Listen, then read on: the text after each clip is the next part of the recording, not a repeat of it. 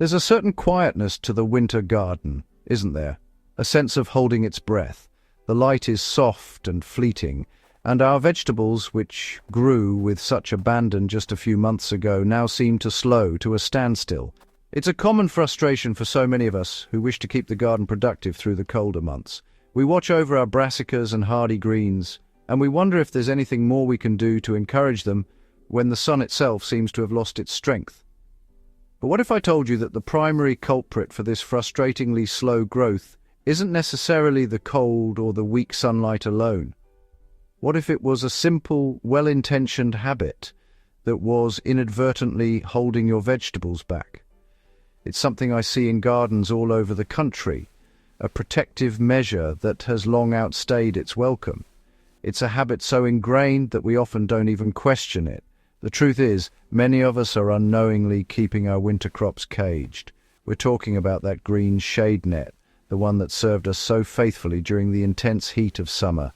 We leave it in place, thinking it offers a little extra protection. But in doing so, we are starving our plants of the very thing they need most in winter, every single precious ray of light. Today, we're going to change that. The first and most critical step we must take is to remove that green shade net. Now, I know what you might be thinking. It served you so well, protecting your tender lettuces and young seedlings from the scorching summer sun. It was an essential tool, a guardian against the heat. But its purpose is tied to a season that has passed. These nets are specifically designed to filter and reduce the intensity of sunlight, a function that is not only unnecessary in winter, but is actively detrimental to your plant's health and progress. You see, the winter sun hangs low in the sky. Its light is weaker, its duration shorter. Our plants, particularly our winter vegetables, have adapted to make use of every photon they can capture. Photosynthesis, the engine of all plant growth, is entirely dependent on light. By leaving that green mesh in place, you are effectively placing a pair of sunglasses on your plants just when they need to open their eyes as wide as possible. Every moment of dim, filtered light is a missed opportunity for them to create the energy they need to grow. Think of it as a simple equation of energy.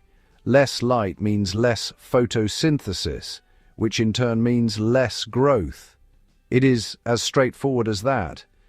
When we pull back that net, we are immediately increasing the amount of light reaching the leaves. It's like opening the curtains in a dark room. Suddenly, the plant's cells can begin to work at their full, albeit slower, winter capacity. This single action can make a more significant difference than any fertilizer or complex technique you might employ. So, let's go to the vegetable patch together. Gently, we unfasten the pegs and the ties. As you roll back that familiar green fabric, watch how the light changes on the leaves of your cabbages or your spinach. See how they instantly appear brighter, more vibrant. You are not exposing them to danger. You are setting them free. You are giving them the gift of unfiltered, life-giving winter light, allowing them to breathe and to begin, once more, the quiet, miraculous work of growing. With the net gone, we've done more than just illuminate the leaves, we've also changed the entire environment at ground level. The second wonderful benefit of removing that shade is the direct warming of the soil. Throughout the day, even on a cold but bright winter's afternoon, the sun's rays now have an unobstructed path to the earth. Dark, bare soil is an excellent absorber of solar radiation, and this direct exposure can raise the soil temperature by several degrees compared to soil languishing in the shade. This may seem like a small change, but for the roots of your plants, it is a world of difference. Roots, much like the rest of the plant, slow down their activity in the cold. In cold, damp soil, they become sluggish, almost dormant. They struggle to perform their most vital function, absorbing water and the essential nutrients dissolved within it. By allowing the sun to warm the soil surface, we are creating a more hospitable environment for these subterranean workers. It's like offering a warm drink on a cold day. It gently coaxes them back into action. This gentle warming has a profound effect on nutrient uptake. Nutrients like nitrogen, phosphorus, and potassium can only be absorbed by active roots. When the soil is warmer, the roots are more metabolically active, and the microscopic processes that make these nutrients available happen more quickly. So, the sunlight hitting the soil isn't just providing warmth, it's unlocking the pantry. It's allowing your plants to feast on the goodness you have so carefully cultivated in your soil, turning potential into actual tangible growth you can see in the leaves. So, as you look at your newly uncovered bed, appreciate the dark, rich color of the earth between your plants. This isn't just empty space, it's a solar panel. It's a passive heating system for your entire miniature ecosystem. By letting the sun in, we are not just feeding the leaves with light, but we are also warming the very foundation from which all growth springs. This simple act helps keep the entire system, from root tip to leaf edge, ticking over, active and alive, through the coldest months. The third and equally important advantage of removing that net is the dramatic improvement in airflow. A cover, no matter how porous, inevitably traps a layer of still, humid air around your plants. In the damp conditions of a typical British winter, this creates a perfect breeding ground for a host of fungal diseases. Problems like downy mildew, grey mold, and various rots thrive in environments with low air circulation and high humidity. Your well-intentioned protective cover can become an incubator for the very problems you wish to avoid. By taking the net away, you invite the breeze back into your vegetable patch. A gentle, steady airflow is the gardener's best friend in winter. It whisks away the excess moisture that settles on the leaves, especially after a frost or a spell of rain. It keeps the surfaces of the leaves dry, making it incredibly difficult for fungal spores to germinate and take hold. You are essentially dismantling the ideal home for these diseases and replacing it with an environment that actively discourages them. This movement of air does more than just prevent disease. It also helps to strengthen the plants themselves. Plants respond to the physical stimulus of the wind by growing stronger, stockier cell walls. This is a phenomenon known as thigmomorphogenesis. The stems become thicker, and the overall structure of the plant becomes more robust and resilient. So that gentle winter breeze is not a threat to be shielded from. It's a personal trainer for your vegetables, toughening them up and preparing them for the rigors of the season. So stand by your plot and feel the air moving. Watch how the leaves of your chard or winter lettuces tremble slightly in the breeze. This is a sign of a healthy, dynamic environment. You have replaced a stagnant, damp pocket of air with a fresh, flowing system. This ensures your plants are not just surviving, but are clean, dry, and building their inner strength. It's a simple, passive way to maintain plant health, requiring nothing more than the act of removal itself. Now that we've created the right physical environment, we can give our plants and the soil they live in a gentle, nutritional boost. In winter, we want to avoid strong nitrogen-rich fertilizers that encourage soft, sappy growth, which is vulnerable to frost. Instead, we need to support the underlying systems.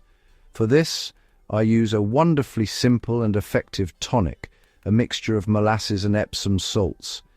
It's a recipe that feeds not just the plant, but the entire soil food web that supports it. The recipe is delightfully straightforward. In 1 liter of water, you'll dissolve 2 teaspoons of blackstrap molasses and 1 teaspoon of Epsom salts. Let's talk about the molasses first. This thick, dark syrup is rich in sugars and carbohydrates. When you add this to the soil, you are providing a direct source of energy for the soil microbes, the bacteria, fungi, and other microscopic life that are the true engines of a healthy garden. A happy, energized microbial population is better at breaking down organic matter and making nutrients available to your plant's roots, even in cooler temperatures. The second ingredient, Epsom salts, isn't really a salt at all. It's magnesium sulfate. Magnesium is a central component of the chlorophyll molecule, the green pigment in leaves that is essential for photosynthesis. A lack of magnesium can lead to yellowing leaves, especially in winter when nutrient uptake is slow.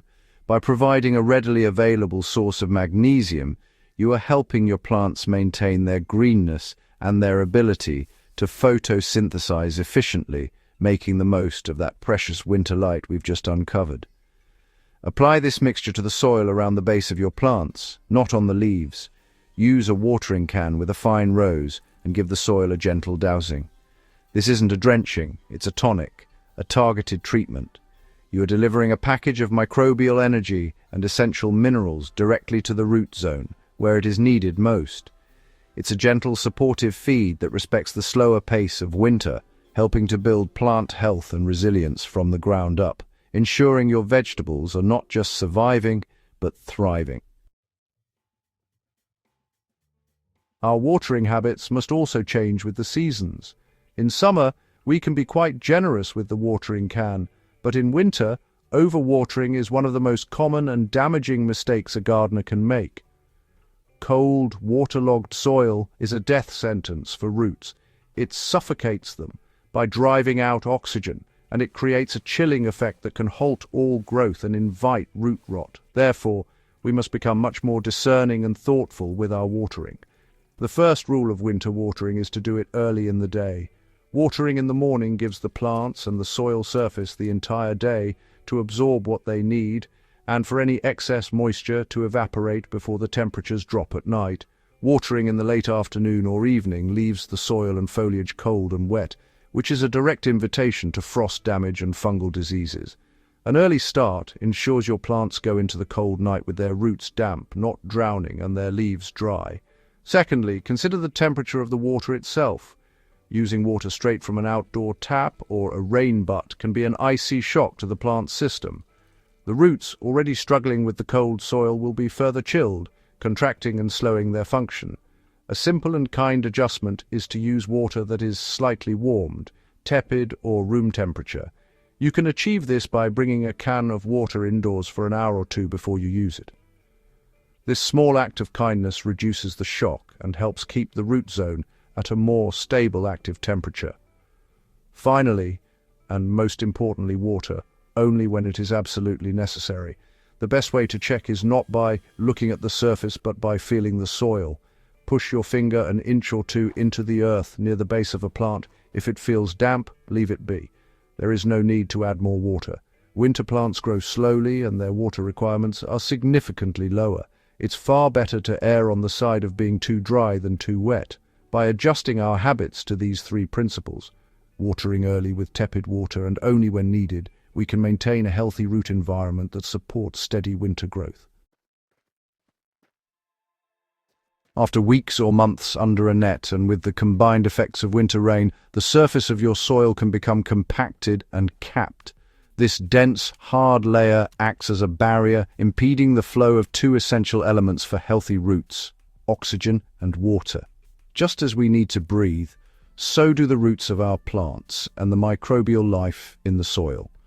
A compacted surface effectively suffocates them, limiting their ability to function and grow. So our next task is a gentle one, to carefully loosen the top layer of soil. We are not talking about deep cultivation or digging, which would disturb the roots and the delicate soil structure. Instead, we are simply looking to break up that surface crust. For this, a hand fork, a cultivator, or even just your fingers will do. The goal is to gently agitate and fluff up the top centimeter or so of the soil around your plants, being careful not to go too deep or get too close to the main stem. This simple act of loosening has an immediate and beneficial effect. It dramatically improves the exchange of gases between the soil and the atmosphere. Oxygen can now penetrate more easily into the root zone, fueling the respiration of both the roots and the beneficial soil organisms. At the same time, any harmful buildup of carbon dioxide can escape. This renewed flow of oxygen invigorates the entire subterranean ecosystem, encouraging roots to become more active and to expand into the newly aerated soil. Furthermore, a loosened surface is much better at absorbing water. Instead of rain or your careful watering running off a hard, capped surface, it can now percolate gently down into the soil where it is needed. This ensures more efficient watering and reduces the risk of erosion. It's a small, meditative task that takes only a few minutes, but it pays huge dividends. You are quite literally helping your soil to breathe again, creating the perfect crumbly structure that will allow your plant's roots to grow and explore with renewed vigor. Now, removing the green shade net does not mean we are abandoning our plants to the harshest elements. Winter can still deliver punishing frosts, and we do need a strategy for protection. However, our choice of protection must align with our primary goal, maximizing light. This is why, for frost protection, we turn not to shading materials but to transparent covers. A clear plastic sheet, a cold frame with a glass lid, or individual cloches are all excellent choices. The principle is simple. During the day, these clear covers must be removed. This is non-negotiable. We have gone to the trouble of uncovering our plants to give them every moment of sunlight, and we must not undo that good work. The daily routine becomes one of observation. Check the weather forecast. If a frost is predicted, then as dusk begins to fall and the temperature drops, you can lay your clear cover over the plants. This will trap a layer of air, which, combined with the residual warmth from the soil, will keep the immediate environment around the leaves just above freezing. This transparent cloak offers protection without the cost of daytime shading. Unlike a thick fleece or a green net, a clear cover allows the very first rays of morning light to reach the plants, allowing them to warm up gently and begin photosynthesis as soon as the sun is up. It provides a temporary, nighttime shield that moderates the coldest temperatures, but does not create a permanent state of shade. It is a targeted, intelligent approach to frost protection that works in harmony with the plant's need for light. Then, crucially, as the sun rises and the frost begins to melt from the surrounding ground, you must go out and remove the cover once again. This prevents the air underneath from overheating on a surprisingly sunny winter's day, and most importantly, allows for that vital airflow we discussed earlier. This daily ritual of covering at night and uncovering in the morning connects you to the rhythm of the weather and the needs of your plants. It is an active, responsive way of gardening that provides protection when needed and freedom when it is not. So there you have it. By making one simple change, removing that summer shade net, and following through with these supportive habits, you can fundamentally alter the story of your winter garden. You can transform it from a place of dormancy into a space of quiet but consistent production. It's about understanding what your plants truly need in this season of low light, and it's a powerful reminder that sometimes the most effective gardening involves taking things away rather than adding them. This approach is at the very heart of what we explore here at Nature's Blueprint. We believe that by working with nature's own systems, with a little help from science and observation, we can all become more successful and connected gardeners. If you found this insight helpful and want to continue learning practical, effective ways to improve your garden, I do hope you'll consider subscribing to the channel. We have so much more to share with you on this journey. And finally, if you know another gardener who is staring at their slow-growing winter vegetables with a sense of frustration, please do share this video with them. Gardening knowledge is a gift, and by passing it on, we help our entire community to grow stronger and more productive gardens, no matter the season. Thank you for joining me today. Now let's get out there and let the sunshine in.